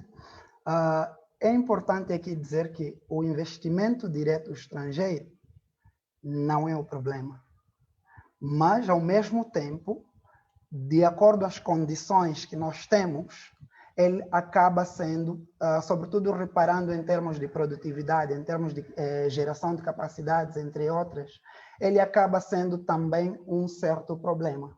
Porque o que nós precisamos seria um tipo de investimento que iria ajudar a dinamizar cada vez mais a economia. E o tipo de investimento que nós recebemos é um que, em vez de necessariamente dinamizar, o problema começa aí, onde ele torna-se um problema, é que, em vez de necessariamente dinamizar, em vez de apoiar o processo de desenvolvimento, ele acaba exacerbando os problemas que já lá existem. Então, acaba sendo um problema por causa das condições que encontra no local. Seria ideal que pudessem se criar as condições para poder absorver este tipo de investimento e fazer dele, ou poder retirar proveitos dele, eu diria assim. Então, não é mau também para a China ou qualquer outro país procurar recursos naturais em Moçambique ou noutro país. Estes países, o ponto é que estão a procurar solucionar os seus próprios problemas. A nós, cabe-nos solucionar os nossos problemas. Se nós vamos atrás do investimento direto estrangeiro, porque nós queremos resolver o nosso problema de desemprego, e o investimento que nos vem não soluciona, então, obviamente, nós é que devemos pensar se é o tipo de investimento que nós queremos ou não. Então, cabe a nós, até certo ponto, avaliar. E, a partir disso, podemos sim negociar, como já estávamos aqui a falar, os termos em que vamos poder tirar relativamente maior benefício. Se nós não vamos negociar os termos, se nós vamos apenas aceitar porque a perspectiva é de que investimento gera desenvolvimento, sem reparar, ok, que tipo de investimento, em que condições, aí nós saímos em desvantagem, sim. Então, é necessário, o meu ponto é que é necessário reparar para o tipo de investimento e em consonância com a estrutura econômica, a capacidade que o país tem ou não tem. Este é o comentário que eu faria a esta pergunta. Obrigado. Muito obrigada, Michael. Caixa. Não, eu diria uma coisa não muito diferente. Não é? Eu acho que não é o IDA em si que é uma coisa negativa para Moçambique, mas acho que as condições econômicas, políticas, estruturais em Moçambique hoje não possibilita o IDA de ter um efeito positivo sobre o desenvolvimento socioeconômico de Moçambique. E eu acho que o que está em falta tem a ver, por exemplo, num estado de bem-estar, tem as funções do Estado recolher impostos das empresas, mas também de licenças, coisas assim, mas também do trabalho das pessoas que estão lá a trabalhar, de uma forma transparente. O mesmo Estado tem a capacidade de fazer redistribuição transparente, de fazer um investimento daquilo que já recolheu nas coisas públicas, nas escolas, nos benefícios para as pessoas, não é? E acho que esta condição muito básica de haver uma recolha de recursos e depois fazer redistribuição dos recursos, esta capacidade em Moçambique hoje é muito fraca. Depois temos também, claro, outros fatores, por exemplo, a legislação ambiental e a capacidade do Estado moçambicano fazer monitoria e monitorar que as regras são seguidas pelas empresas. Acho que essa capacidade, essa possibilidade, ou não sei, vontade política também é muito fraca, não é?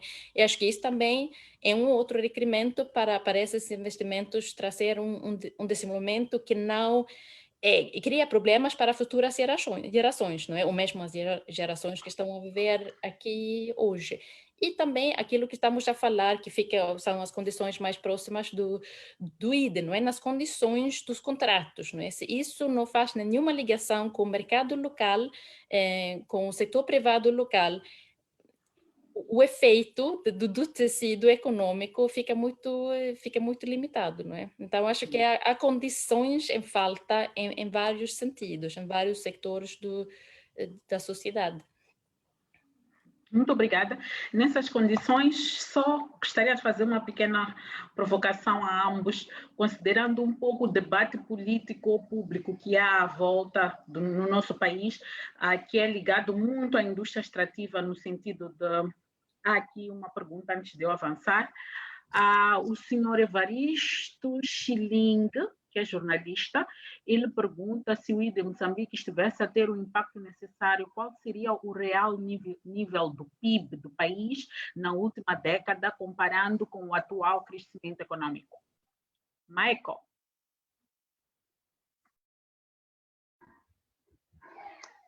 Obrigado, Fátima, e obrigado também, senhor Evaristo Chilim. Vou reler a pergunta. Se o IDE Moçambique estivesse a ter o impacto necessário, qual seria o real nível do PIB do país na última década, comparando com o atual crescimento econômico? Infelizmente, não tenho uma resposta direta nem clara para esta pergunta, porque isto teria que levar, digamos, a estimativas, fazer estimativas para poder determinar algo parecido. Aliás, é melhor também aqui salientar que o professor Castelo Branco, nos anos anteriores, fez alguma estimativa de quanto Moçambique perde em termos de receitas, e, obviamente, com isto já dá para ver alguma coisa, mas há aqui algo que eu acho que é importante ter em consideração.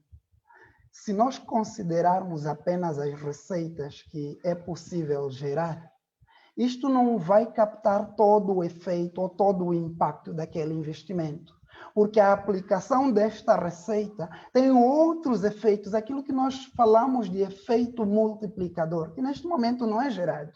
É verdade que há quem aparece a dizer que não, estes investimentos vão ter o efeito multiplicador, etc. Eu pessoalmente, não acho que temos investimentos no setor extrativo a gerarem um efeito multiplicador desejado. Mas, obviamente, captando-se as receitas e sendo utilizadas como devia, a medida do crescimento econômico não dependeria apenas do montante que seria captado, mas também o efeito multiplicador da sua aplicação na economia. Então, teríamos mais do que aquilo que seria efetivamente captado. Essa seria mais ou menos aquilo que eu diria como resposta. Obrigado. Muito obrigada. Temos mais uma pergunta do Sérgio Xixava, que pergunta, que questiona a relação que se pode fazer entre o tipo de elite política que Moçambique tem e o tipo de IDE predominante em Moçambique.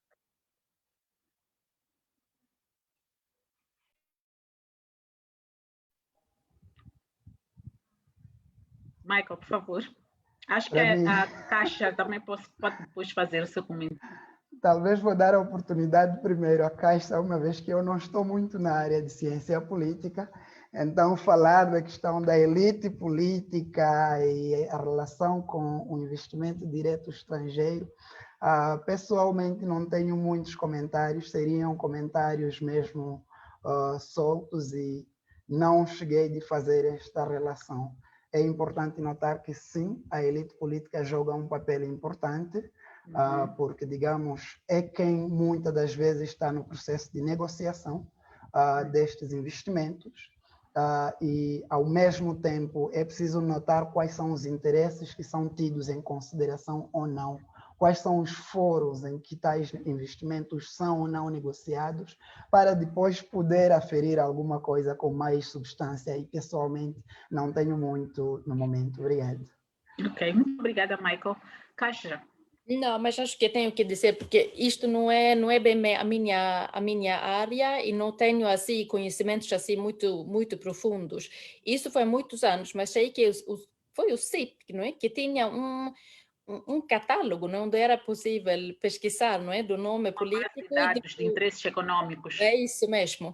Então acho que são os pesquisadores que trabalhar mais com aquilo que pode dar uma resposta mais adequada, não é? Que não é mais tipo uma adivinha, não é? Ok. Mas muito relevante, não é? Muito obrigada. Bom, não temos mais perguntas, não temos mais comentários, mas existe aqui sim mais uma. Quais são os fatores que atraem o I de Moçambique e em que estes se distinguem dos outros países da SADC, como a África do Sul, por exemplo? De uma forma geral, seriam estes fatores que atraem o ID para Moçambique semelhantes aos que atraem o ID no Ocidente?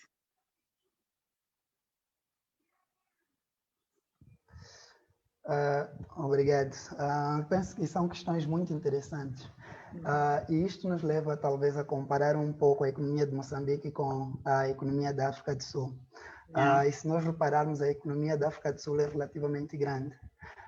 E como se não bastasse, a África do Sul está integrada num bloco econômico que já está numa posição de união aduaneira. Isto significa dizer que o investimento que entra na África do Sul e produz alguma coisa na África do Sul pode vender em qualquer um dos países da SACU sem exigência do certificado de origem, o que não é o mesmo para Moçambique. Moçambique está dentro da região da SADC, cujo processo de integração foi interrompido exatamente pela existência já da União Aduaneira entre a África do Sul, a Namíbia, a Botsuana, Suazilândia e alguns outros que integram este bloco regional da SACU. Isto porque existe uma impossibilidade técnica da existência ou coexistência de duas uniões aduaneiras. Então, o que nós temos é que aquilo que vai para a África do Sul, ou para a Namíbia, ou para um outro país da SACU, não tem a mesma motivação que Moçambique. Podíamos dizer que Moçambique estaria em condições de atrair muito mais investimento até lá para 2008, quando estávamos prestes, digamos, a entrar para a União Aduaneira, o projeto que depois, digamos, faliu ou parou em algum lugar. Isto porque a amplitude de mercado que se iria ganhar seria muito maior. Mas isso não aconteceu. E não sei se vai acontecer, porque neste momento, devido à impossibilidade técnica, depende muito da negociação entre a SACU e a SADC em que projeto é que prevalece. Se a SACU é que avança e estes da SADC entram para a SACU, ou se a SACU desiste do seu projeto, entra para a SADC e assim faz-se uma nova união aduaneira e continua-se no processo para a união política, monetária, etc. Que seria um processo relativamente de maior integração. E isto havia de trazer consigo um mercado muito maior, que obviamente poderia atrair muito investimento, fosse para Moçambique, se as condições de Moçambique fossem mais favoráveis.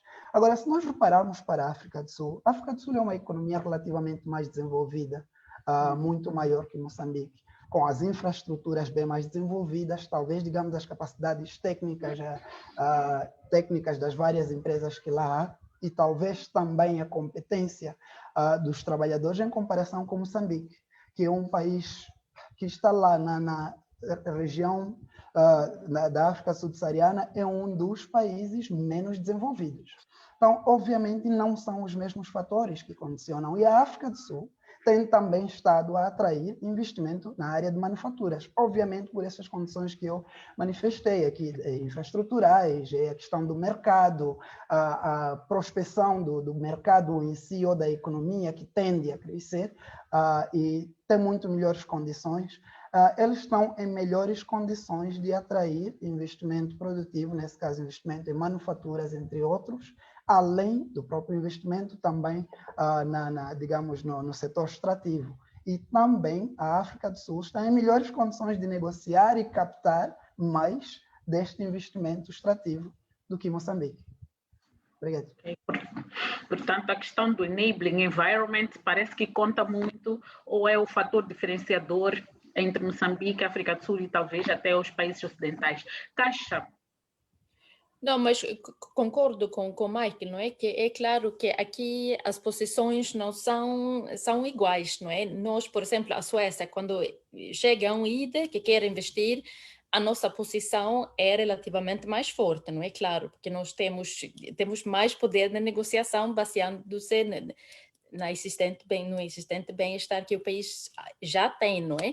Mas ao mesmo tempo que há diferenças, há também semelhanças. Por exemplo, alguns meses atrás havia um debate enorme sobre o estabelecimento de um novo processamento do PRIM, do coisa de petróleo, né?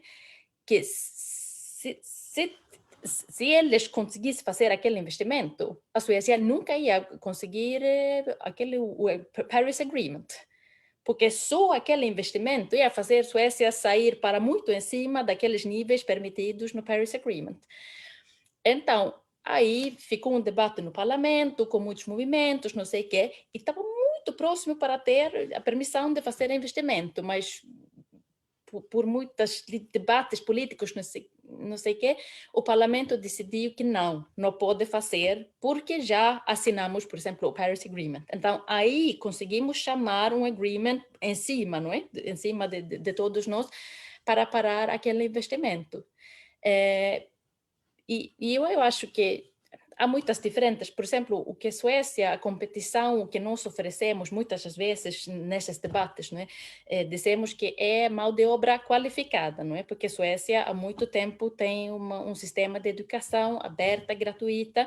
Então, claro, o efeito disso é que temos uma população com um nível de formação formal, educação formal bastante alta. Então, assim, isso é o que nós poderemos oferecer. Então, é uma posição de negociação, podemos dizer, mais forte, mas eu acho que as semelhanças também. Agora, Suécia ficou o país onde muitas daquelas empresas multinacionais tipo Facebook, Google, não sei o que, querem colocar os seus servidores. Então, nós estamos a ser quase o país com mais servidores do mundo. Mas muitas pessoas, então, servidores para quê? Estão a tirar a energia da nossa rede, não estão a pagar imposto, então também há muitas semelhanças com a discussão em Moçambique. Tipo, tiram a eletricidade enquanto nem sempre chega para a população, mas mesmo assim o governo abre as portas. Então, acho que estamos a competir com coisas diferentes, mas o mercado onde estamos a competir está muito ligado, não é? Muito obrigada. Há mais uma pergunta, acho que estamos a caminhar, temos mais 5 minutos, um pouco. É apenas, na verdade, é um comentário que está a ser feito sobre a questão do ID, que continua relativamente baixo em relação ao Ocidente, portanto, em Moçambique, o ID em Moçambique, em África, ainda é baixo. É apenas, portanto, eles que é um comentário, mas que podem também comentar colocando acento nos fatores que explicam para este paradoxo. Porque é que os países que mais precisam de investimento direto estrangeiro, eles têm um nível muito baixo, comparado aos países que já têm elevado nível de investimento. O que é que explica esse paradoxo, tendo em conta que a África é bastante rica em recursos naturais? Estivemos a falar aqui, por exemplo, da estratégia da União Europeia dos raw materials, que é para poder alimentar a sua indústria. Tem a China, tem os Estados Unidos que também querem criar reservas para o futuro e eles fazem prospecção pelos países do mundo. Temos o Japão, que é um país que vive de importação de matérias-primas e por aí fora. Como é que se explica este paradoxo do ponto de vista de predominância e volume e, sobretudo, de qualidade do ID entre esses países e África? Obrigada. Isso não posso fazer um comentário, mas de um lado um pouco assim, de uma entrada talvez um pouco diferente, não é? Porque, por favor. por exemplo, quando há aquelas organizações tipo Business Sweden, que está a tentar atrair investimentos suecos para a África do Sul, para Moçambique. Porque isso não é a minha área de pesquisa, mas aquilo que vejo na discussão, não é, sobre a atração de empresas, por exemplo, suecas, para países como Moçambique, muitas vezes levantam-se as dificuldades, não é? Por exemplo, de falta de infraestruturas. Isso é para um investimento. Eu sei, por exemplo, a experiência do Niassa. Até nós ficamos assim, mas plantar essas árvores, se não há estrada, nem há comboio para tirar essas árvores todas da província. E toda a ideia era de tirar as árvores da província. Então, eu acho que infraestruturas físicas conta muito. E agora, por exemplo, aquelas notícias todas que estão a sair sobre o conflito na zona norte, mas também hostilidades entre Renamo e Frelimo, também isto é uma coisa que acho que mete medo em muitos investidores, porque mete o seu investimento bastante grande, tira é o risco para eles também, não é? Então, acho que haver conflito, isso vemos também em outros países, não é só Moçambique, onde há conflito violento, isto é uma coisa que manda embora, eu acho que muitos investidores. E eu acho que também o que ouço naqueles debates sobre possibilidades de investir tem também a ver com a burocracia moçambicana, que acho que todos nós sabemos, não é? Que nem sempre é fácil trabalhar com as instituições públicas, às vezes é difícil saber haver transparência, mas também entender por que uma coisa acontece e como tratar a própria estrutura, não é? Eu acho que para empresas também isso conta muito, não é? Porque cria obstáculos no próprio funcionamento das empresas, não é? Então, acho que isso mete medo, não é? Muito obrigada, Kaja. Apesar de que, em relação ao conflito, existem algumas empresas que ficam muito mais, elas ganham muito mais em contexto de conflito, e penso que a RDC é um exemplo muito claro de como é que as empresas ganham muito num contexto de crise, mas não é uma situação generalizada. Existem indústrias específicas que operam bem num contexto como esse, mas um investimento direto estrangeiro responsável não sobrevive ou não floresce num contexto como esse. Acho que não é esse tipo de investimento que Moçambique quer também, não? Aquilo claramente. Que está, por exemplo, no Congo, não é? Claramente. Michael. Sim. Na mesma pergunta? Sim, por favor. Como é que tu vês este paradoxo? A Kaja já levantou aqui questões que penso que na sua intervenção, quando falava de fatores estruturais, ela de certa forma tocou, mas acho que talvez haja mais a dizer à volta disso. Sim, toquei durante a apresentação que há alguns constrangimentos que são de caráter estrutural para a atração, sobretudo, digamos, do investimento direto estrangeiro produtivo. É importante notar o seguinte: o investidor quer fazer dinheiro. O investidor não é um filântropo, não é alguém que está a procurar desenvolver o meu país ou um outro país. Ele está a procurar maximizar o seu lucro e receita. Então, alguns dos constrangimentos que a maioria dos países menos desenvolvidos têm, eu mencionei, são a incapacidade técnica, sobretudo, digamos, das pessoas, e a baixa produtividade do trabalho, a fraca capacidade tecnológica também das empresas, porque é importante notar que quando vem uma empresa ou uma grande fábrica, ela vai precisar de insumos, ela vai precisar de material subsidiário, ela vai precisar de certos serviços, inclusive as infraestruturas, além de que, falei também do mercado em si, é importante ver o tamanho do mercado doméstico e a capacidade financeira ou de aquisição das pessoas neste mercado doméstico e bem assim regional, se for o caso de uma economia integrada, a distância das instituições financeiras, ao exemplo daquilo que nós podemos aqui mostrar do investimento que é atraído para Moçambique, grande parte ou maior parte do investimento é por via de empréstimos comerciais. Significa que é adquirido através das instituições financeiras internacionais.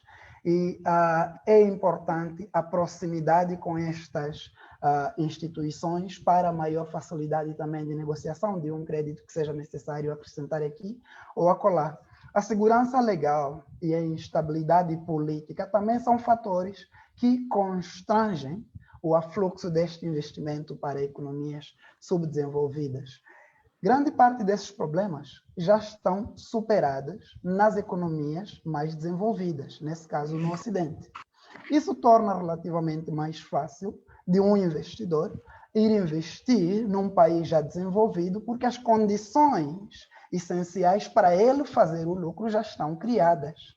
Já existe o mercado, existe capacidade de compra, talvez não vai ter que recorrer a constrangimentos de exportação do produto para poder finalmente ter a receita que pretende ou o lucro, mas ali já goza de um mercado e vai produzir para aquele mesmo mercado, entre outros. Então, esses são alguns dos fatores que eu posso dizer. Talvez não existe esse paradoxo, porque é só importante notar o que é que estes investidores pretendem. Agora, para o recurso, que é o que Moçambique e vários outros países subdesenvolvidos têm, ou seja, as empresas que precisam desses recursos vão para lá, porque é lá onde tem. Elas não podem extrair carvão de um país desenvolvido que não tem carvão, por exemplo, ou cujas leis são muito mais rigorosas, a capacidade de controle técnico, etc., é muito maior. Não faz sentido. Então, onde é mais fácil extrair, eles vão. E, se necessário, se submeterem a esta situação de falta de infraestruturas, etc., mas, obviamente, aí é uma questão de custo e benefício, eles reparam para, sim, a existência desses constrangimentos, mas também a lucratividade. Por isso mesmo, eu presumo que os investimentos extrativos que vêm para Moçambique, para além do facto de terem que ser baseados num capital que é, digamos, um investimento comercial, eles têm uma expectativa elevadíssima de lucratividade, por isso é que se submetem a todos estes constrangimentos para retirar necessariamente os recursos e que têm sido praticamente a custo zero. E a pergunta é, o que é que fica no país que está a doar estes recursos?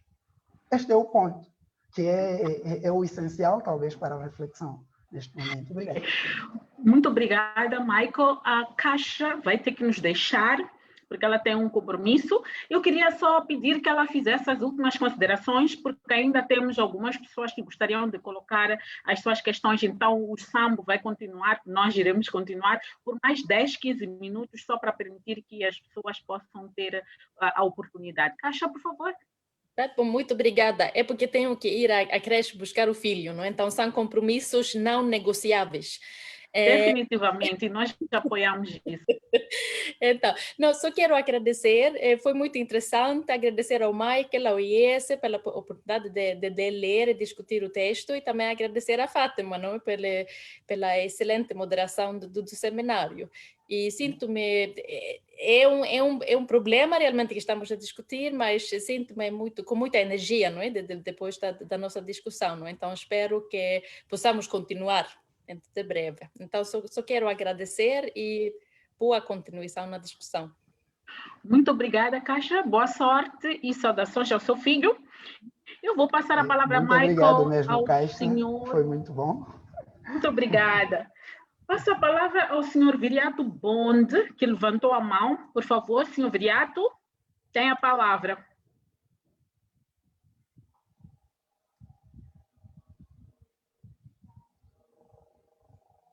Senhor Viriato, é só sair do mute. É só ativar o seu microfone, por favor. Não sei se o nosso gestor aqui pode ajudar o senhor Viriato. Bom, enquanto o senhor Viriato não aparece,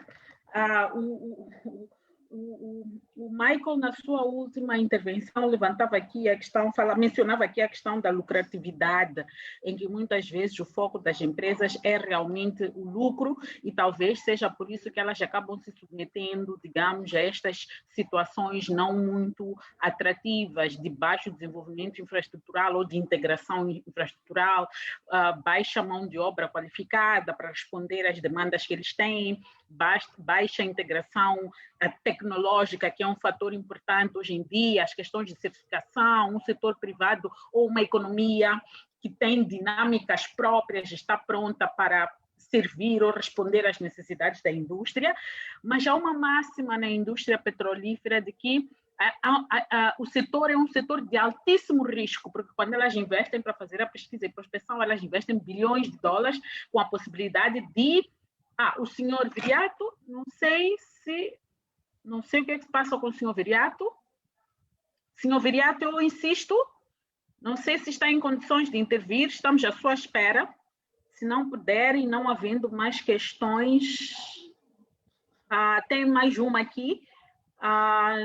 Sim, diz que não há nenhum país que doa recursos naturais. Alguém diz que não há nenhum país que doa recursos naturais, acha que há um equívoco nesta abordagem. Antes de responder, Michael, permita-me concluir este ponto, porque acho que está um pouco ligado à questão que está a ser levantada aqui. É um setor de alto risco porque as empresas investem bilhões de dólares na pesquisa e prospecção, com 50% de chance de encontrar o recurso e 50% de chance de não encontrar recurso comercialmente viável. E quando encontram recurso comercialmente viável, eles ganham 1000 vezes mais do que aquilo que eles investiram, ok? Então, se calhar é aí onde está o grande segredo de por que esse tipo de indústria não se preocupa muito com as condições ou pré-condições que esse país apresenta para a exploração dos seus recursos. Mas em relação ao ponto que coloca sobre oferecer de graça os seus recursos naturais, acho que há espaço aqui para clarificar o seu ponto. Eu percebi o que quis dizer, mas acho que é importante clarificar até para que não fique nenhum equívoco. Por favor, Michael. Obrigado.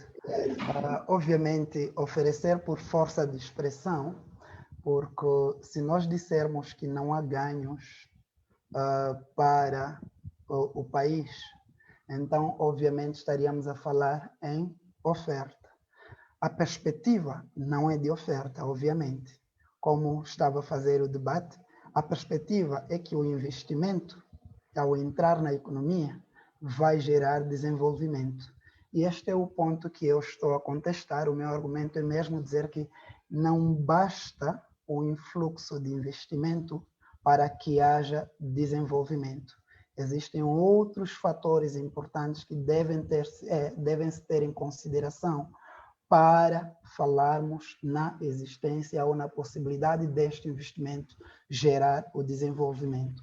Não havendo ou não gerando desenvolvimento, não trazendo benefícios tangíveis para o país, então, oferta, digamos, entre aspas, se bem que, em alguns casos, o prejuízo do país onde a exploração é feita é ainda maior. Isto é, a indústria vem explorar em Moçambique, por exemplo, e deixa o país em condições relativamente piores do que antes da sua extração. E isto é possível de acontecer dependendo de quais são as condições ou não criadas, qual é a negociação antes feita, etc. Então, é por causa disso que é importante que se criem condições de negociar com clareza quaisquer que sejam os projetos de investimento e procurem-se ver quais os benefícios que podemos tirar para a nossa economia, para os cidadãos, para o Estado, para o empresariado nacional, a fim de que este investimento possa realmente beneficiar a economia como um todo. Obrigado. Ok, muito obrigada. Infelizmente não temos mais perguntas. O senhor Viriato sumiu do mapa. Não me resta muito, senão pedir as últimas considerações ao nosso principal orador. Infelizmente já perdemos a Caixa, que já se foi, mas que ela deixou também as suas considerações finais. Michael, considerações finais, recomendações, se houver, ou pontos para reflexão no futuro? Muito obrigado, Fátima. Primeiro, agradecer pela excelente moderação, sim, e agradecer também a Caixa, que já não está conosco, mas cujos comentários foram muito interessantes. Agradeço também a cada participante pelas interessantes questões que foram sendo levantadas. O debate é interessante, mas é importante dizer que, apesar de ter estado a estudar um período relativamente anterior, este debate continua atual e é de extrema importância para o nosso país e não só para os outros países desenvolvidos, ou aliás, menos desenvolvidos como Moçambique, sobretudo que dependem da indústria extrativa. E é um debate que vale a pena ser feito, vale a pena continuar, porque tem seu impacto quer nas vidas diretamente de todos os moçambicanos, quer também naquilo que diríamos é a geografia econômica deste lado da África. Então, vale a pena fazer estes debates. Muito obrigado e obrigado a todos outra vez. Ok, muito obrigada.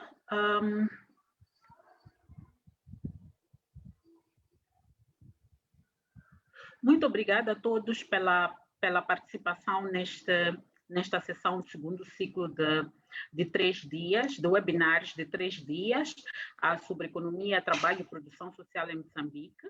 Amanhã, dia 2 de dezembro, às 16 horas, teremos mais uma sessão ao nível organizada pelo IES, e o tema do debate será conflitos e tensões à volta das condições de produção e reprodução agrária, onde se fará um olhar a partir da estrutura econômica de Moçambique. Teremos como oradores o Dr. Carlos Muyanga, do IES, e como discussant a doutora Natasha Bruna, do OMR e do ISS, Erasmus University Rotterdam, e o moderador será o senhor Abel Sainda, do ORAM, e para mais informações podem contactar, portanto, o website do IES. Bom, esta coisa de extrativismo, só para terminar, esta coisa de extrativismo é minha área de pesquisa nos últimos 6 anos, não muito na perspectiva que o Dr. Sambo colocou, mas muito na perspectiva de governação, na perspectiva de controle daquilo que é a atuação das empresas multinacionais e por aí fora. Gostaria só de fazer um comentário que eu acho que é importante. Precisamos nos organizar, que é o resumo que eu faço da intervenção que é feita aqui, é que o potencial do investimento direto estrangeiro gerar ou criar condições ou gerar condições que permitam o desenvolvimento do país, elas existem, não é? O problema é que nós nos precisamos de organizar como país para que possamos tirar maior proveito desse investimento direto estrangeiro. Portanto, precisamos de melhorar a nossa capacidade de gestão, mobilização, capacidade de arrecadação de receitas, melhorar o nosso sistema fiscal, melhorar a nossa planificação, melhorar a nossa organização do ponto de vista de condições de produtividade, porque mesmo aqui nós temos potencialidades agroecológicas, turísticas extraordinárias, mas que nós não conseguimos explorá-las. Então, temos que nos organizar para podermos maximizar esses investimentos. Por outro lado, não são os incentivos fiscais ou os benefícios fiscais excessivos que vão tornar o investimento direto estrangeiro eficaz e bom para o nosso país, mas são as condições que nós temos para que esse investimento direto estrangeiro possa deixar gerar as externalidades positivas que nós esperamos de qualquer investimento direto estrangeiro.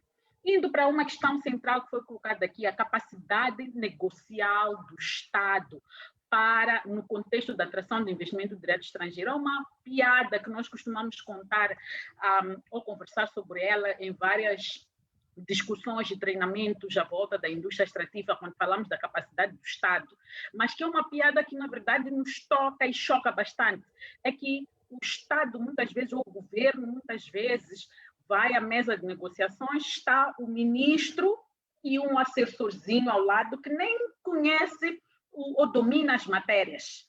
Depois vem a empresa do outro lado, está lá o diretor, o PCA, o PCE, uma série de pessoas que depois por trás tem uma série de assessores para cada item ou artigo do contrato. Isto para dizer que, de facto, se nós não investirmos na nossa capacidade técnica como país, enquanto não despolitizarmos, digamos assim, as decisões sobre investimento, e o Dr. Sambo aqui colocou bem uma questão que é podermos ter análises técnicas que nos informam sobre os investimentos, se eles de facto vão ser eficientes, eficazes, produtivos ou não, e não os políticos que só querem mostrar que nós atraímos bilhões de dólares. E nos últimos anos, Moçambique atraiu de facto bilhões de dólares, mas quando nós olhamos para o nosso país, nós vemos que não houve transformação, apesar desses bilhões de dólares de investimento. Então, penso que aqui o grande desafio é que precisamos, ou a principal mensagem é que nos precisamos de organizar, porque o dinheiro que entra, ele não vai sozinho se multiplicar e transformar em desenvolvimento. O que vai transformar em desenvolvimento é todo o contexto, as condições, as estratégias, as políticas que existem para usar desse investimento e dos resultados desse investimento para aplicar para a economia. Portanto, eu paro por aqui. Muito obrigada pela honra de me terem convidado para moderar esta sessão. Peço tê-lo feito de forma satisfatória para quem me convidou e agradeço a todos que nos acompanharam a partir do Zoom e a partir do Facebook.